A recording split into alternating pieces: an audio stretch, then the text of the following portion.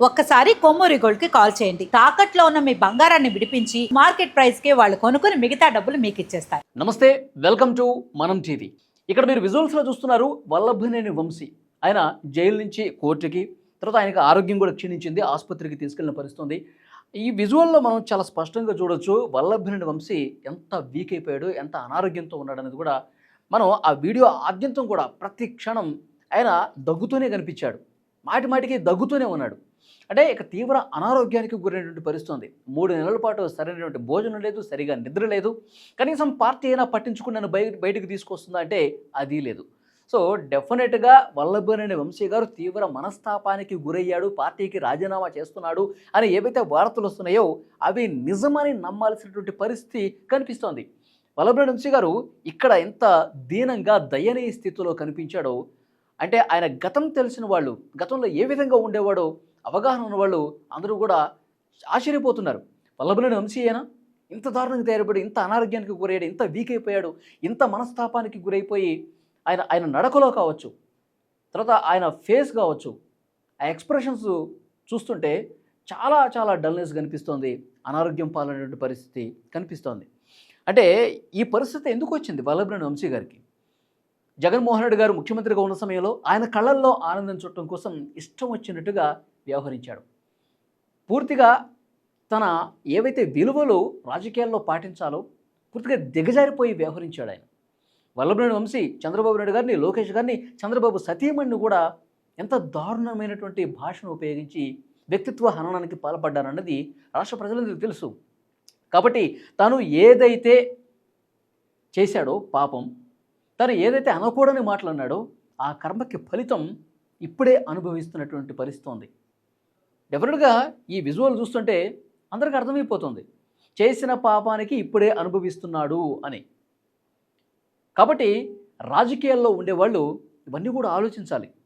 తమ నాయకుడు ఏదో ప్రత్యర్థిని వ్యక్తిత్వ హననం చేయమంటే, ఇష్టం వచ్చినట్టుగా తిట్టమంటే, ఆ విధంగా చేస్తే పరిస్థితులు ఎంత భయానకంగా ఉంటాయన్నది కూడా రాజకీయాల్లో ఉన్న వాళ్ళు అర్థం చేసుకోవాల్సిన పరిస్థితి ఉంది. గత ప్రభుత్వంలో ఇతనే కాదండి, మంత్రులందరూ కూడా, కొడాలి నాని కావచ్చు, పేర్ని నాని కావచ్చు, వీళ్ళందరూ కూడా ఇదే పని. వాళ్ళు వాళ్ళ శాఖలకు సంబంధించి, వాళ్ళ నియోజకవర్గాలకు సంబంధించి ప్రజల కోణంలో పనిచేసిన పరిస్థితి ఎప్పుడూ లేదు. ప్రజల కోసం ఆలోచించి అసలు ప్రభుత్వ పథకాలు అందుతున్నాయా లేదా, వాళ్ళ ఊళ్ళో, వాళ్ళ గ్రామంలో కావచ్చు, వాళ్ళ నియోజకవర్గంలో రోడ్లు సరిగా ఉన్నాయా లేదా, డ్రైనేజ్ వ్యవస్థ సరిగా ఉందా లేదా, సంక్షేమ పథకాలు సరిగా అందుతున్నాయా లేదా, ఎంతవరకు అభివృద్ధి కార్యక్రమాలు జరుగుతున్నాయి, దీని మీద ఎక్కడ ఫోకస్ లేదండి. వాళ్ళు ఏంటంటే దోచుకోవటం, దాచుకోవటం, ఈ విధంగా రాజకీయ ప్రత్యర్థుల్ని విమర్శలు చేసి ఇష్టారాజ్యంగా, అంటే జగన్మోహన్ రెడ్డి గారు ఒకటి చెప్తూ ఉంటారు 175 అని. సో 30 సంవత్సరాలు మేమే అధికారంలో ఉంటామని చెప్తున్నారు. అవన్నీ కూడా గుడ్డిగా నమ్మేసి 151 స్థానాలు ఉన్నాయి, పోతే ఒక 5-10 పోతాయి, మళ్ళీ అధికారంలోకి వచ్చేది మనమే, మనల్ని పీకేది ఎవడున్నాడు? చంద్రబాబు నాయుడు గారిని, లోకేష్ గారిని, పవన్ కళ్యాణ్ గారిని ఇష్టం వచ్చినట్టుగా, ఇక మనల్ని కదిలించేవాడే లేడు మగాడు, ఆంధ్రప్రదేశ్లో మనదే రాజ్యం అన్నట్టు ప్రవర్తించారు. కాబట్టి ఇవాళ ఇలాంటి పరిస్థితి వచ్చింది. కాలం ఎప్పుడు ఒకే రకంగా ఉండదండి, కాలం మారుతూ ఉంటుంది. పూర్తిగా పరిస్థితులు మారుతాయి, తలకిందలైపోతాయి.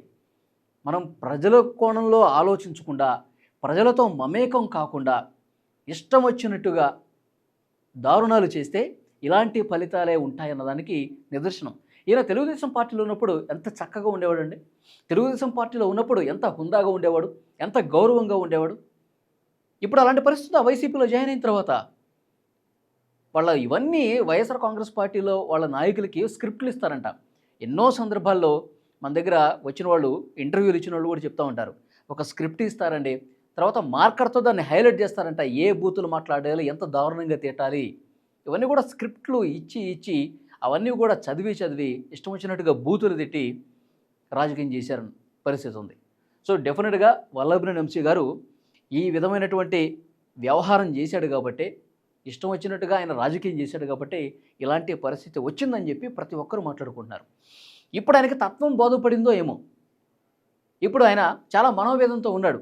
వైఎస్ఆర్ కాంగ్రెస్ పార్టీలో నన్ను ఎవడు పట్టించుకోవట్లేదు, అధినాయకుడి కోసం నేను ఇంత చేస్తే, ఎవరిని తిట్టమంటే వాడిని తిడితే నాకు కనీసం పట్టించుకోకుండా, నన్ను బయటకు తీసుకురాకుండా, ఇంకా కేసుల మీద కేసులు వస్తున్నా కనీసం ఉన్న కేసుల నుంచైనా తప్పించే ప్రయత్నం ఏమాత్రం చేయట్లేదు, బయటికి తీసుకొచ్చే పరిస్థితి ఏం లేదు. కాబట్టి ఈ పార్టీలో ఉండి ఇంకా నేను ఉపయోగం ఏమిటి? నేను ఇంత చేస్తే కనీసం నా కోసం ఇది చేయలేరా? నన్ను బయటికి తీసుకురాలేరా? సో, ఈ ఆవేదన అనేది వల్లభనేని వంశీలో చాలా స్పష్టంగా కనిపిస్తుంది. ఆయన పార్టీకి రాజీనామా చేసే ఆలోచనలో ఉన్నాడట. వైఎస్ఆర్ కాంగ్రెస్ పార్టీలో ఇక వన్ బై వన్ వికెట్లన్నీ పడిపోతున్నాయండి. ఇప్పటికే చాలామంది వెళ్ళిపోయారు.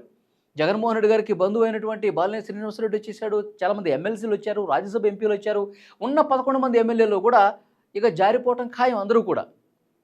కాబట్టి పూర్తిగా పతనావస్థకు చేరుకుంటుంది వైఎస్ఆర్ కాంగ్రెస్ పార్టీ. జగన్మోహన్ రెడ్డి గారు ఎక్కడ పర్యటన చేసినా సరే జగన్ 2.0 వచ్చేస్తుంది. 2020లో నేను పాదయాత్ర చేసేస్తాను, సూపర్ 6 వీళ్ళు అమలు చేయట్లేదు, నెక్స్ట్ వచ్చేది నేనే అని చెప్పి చెప్తున్నప్పటికి కూడా నాయకులు ఎవరూ నమ్మట్లేదు. అందరూ కూడా ఆ పార్టీ నుంచి బయటకు వచ్చే పరిస్థితే ఉంది. ఎవరూ కూడా జగన్మోహన్ రెడ్డి గారిని నమ్మట్లేదు. ఇది చాలా క్లియర్గా కనిపిస్తోంది. వల్లభనేని వంశీ జైల్లో ఉన్నప్పుడు ఒక్కసారి జగన్మోహన్ రెడ్డి గారు పరామర్శించి బయటకు వచ్చారు. బయటకు వచ్చి ఏం మాట్లాడారు?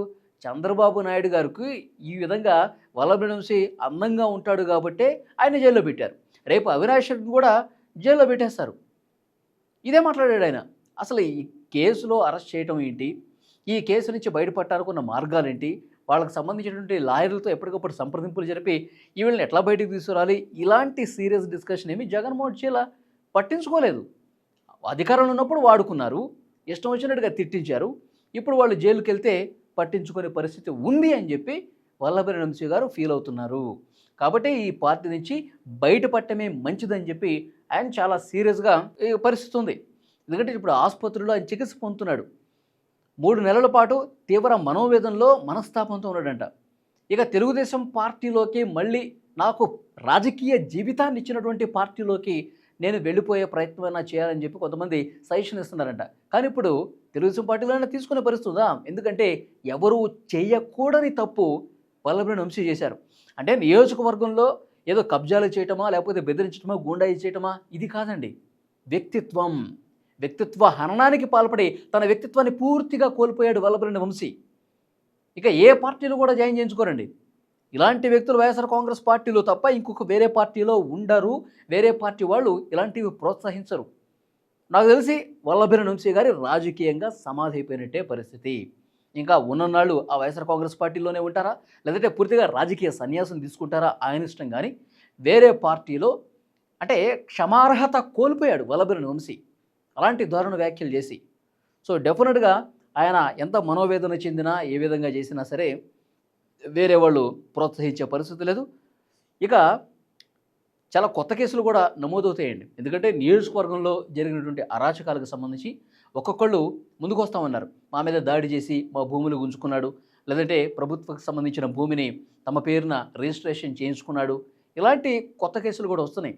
ఇప్పుడు ఒక ఎస్సీ ఎస్టీ కేసులోనే ఆయనకి ఇది వచ్చింది, బెయిల్ వచ్చింది. తెలుగుదేశం పార్టీ ఆఫీస్ మీద గన్నవరంలో జరిగిన దాడికి సంబంధించి ఇంకా ఆయనకి బెయిల్ రాలేదు.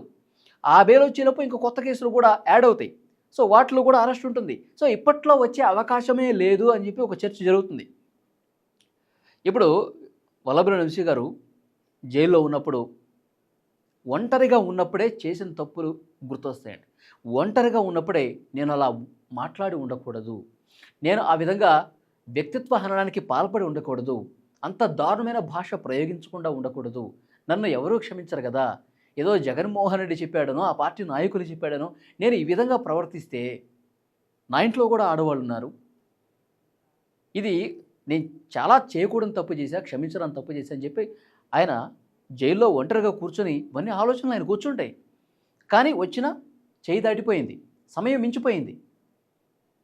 డెఫినెట్గా ఎవరూ కూడా వల్లభనేని వంశీని దగ్గరికి రానియ పరిస్థితి ఉంది, దరి చేరనియ పరిస్థితి ఉంది. చూద్దాం, ఆయన పార్టీ మార్పు కోసం తీవ్రంగా ఆలోచన చేస్తున్నట్టు తెలుస్తుంది. తన సన్నిహితుల దగ్గర వాపోతున్నట్టుగా తెలుస్తుంది. మళ్ళీ నేను యథావిధిగా నాకు అప్పట్లో ఎలాంటి రాజసం ఉండేదో, ఎలాంటి దర్పం ఉండేదో, ఎలాంటి గౌరవం ఉండేదో తెలుగుదేశం పార్టీలో, మళ్ళీ నా పార్టీలోకి నేను వెళ్ళిపోతా అని చెప్పి ఈయన ఆలోచన చేసినా దగ్గరికి తీసుకొచ్చే పరిస్థితి ముఖ్యంగా ఆ కేడర్లోనే లేదండి. తెలుగుదేశం పార్టీ కేడర్ ఆయన పూర్తిగా దూరం చేసుకుంది. ఆయన సామాజిక వర్గం పూర్తిగా దూరం పెట్టేసింది. ఎక్కడైతే తన సొంత సామాజిక వర్గం దూరం పెడుతుందో అక్కడ ఆ నాయకుడు రాజకీయంగా సమాధి అయిపోయినట్టే. సో చూద్దాం నెక్స్ట్ పరిణామాలు ఏ విధంగా ఉంటున్నది. ఆయనకి తీవ్రంగా ఈ ఆలోచనలన్నీ ఉండటం చేత మానసికంగా కూడా చాలా ఇబ్బంది పడతా ఉన్నాడు. శారీరకంగా కొంత ఆరోగ్య సమస్యలోనే ఆసుపత్రిలో చికిత్స పొందుతూ ఉన్నాడు. మళ్ళీ ఆయన మామూలు స్థితికి రావాలంటే కొంత సమయం బట్టే అవకాశం అయితే కనిపిస్తోంది. దీన్ని బట్టి మనకి ఏమర్థమవుతుందంటే చేసిన తప్పుకు శిక్ష ఇప్పుడే. నేను తప్పు చేసేసాను, పాపం చేశాను, నాకు వచ్చే జన్మలో శిక్ష ఉంటుందేమో, అట్లా ఉండదండి. ఎక్కడ తప్పుకి అక్కడే శిక్ష పడుతుంది. దీన్ని బట్టి రుజువైంది. చూద్దాం నెక్స్ట్ ఏం జరగబోతుందో. Thank you very much.